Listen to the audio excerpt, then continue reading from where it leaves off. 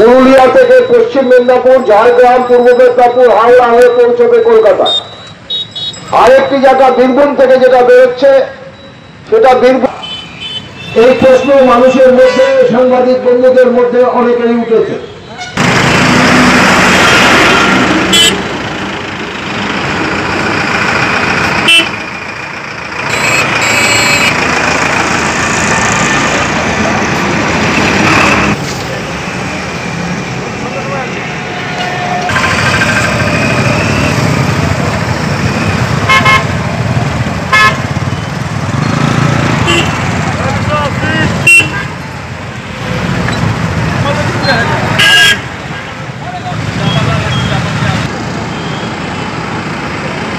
কথা মাথা চাড়া দিয়ে উঠেছে গোটা দেশ জুড়ে এক অস্থির পরিস্থিতি।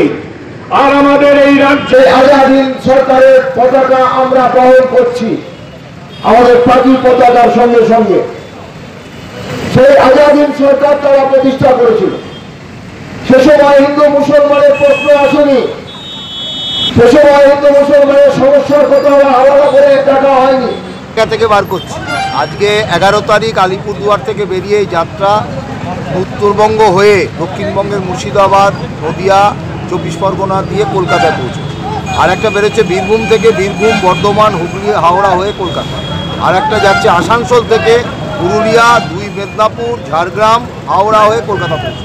উদ্দেশ্য একটাই, দেশের সামনে বড় বিপদ সাম্প্রদায়িকতা, দেশের সামনে মানুষের বিপদ হচ্ছে জীবন জীবিকা। সুভাষচন্দ্রের ভাবনা এই সময় মানুষকে মুক্ত করতে পারে, সাম্প্রদায়িকতার বিরুদ্ধে লড়াইয়ে মানুষকে ঐক্যবদ্ধ করতে পারে, গণতন্ত্রের পক্ষে মানুষকে ঐক্যবদ্ধ করতে পারে এবং জীবন জীবিকার প্রশ্নে বিশেষ করে কৃষক এবং শ্রমিক তাদের যে জীবন যন্ত্রণা, বেকার যুবকের বেকারত্বের জীবন যন্ত্রণা, তার থেকে মানুষকে মুক্ত করতে পারে। মোদি মাঝে মাঝে করছে কি, একটা করে নেতাজির নামে একটা করে পতাকা তুলে দিচ্ছে, গিয়ে ভাবছে ও নেতাজি প্রেমী হয়ে গেছে। নেতাজি প্রেমী মানুষ কোনোদিন সাম্প্রদায়িক হতে পারে না। নেতাজি প্রেমী মানুষ কোনোদিন ভারতবর্ষকে লুট করতে দিতে পারে না। নেতাজি প্রেমী মানুষ কখনো কৃষকের আত্মহত্যার চোখের সামনে দেখতে পারে না। নেতাজি প্রেমী মানুষ কখনো শিক্ষা চিকিৎসাকে বাণিজ্যে পরিণত করতে পারে না।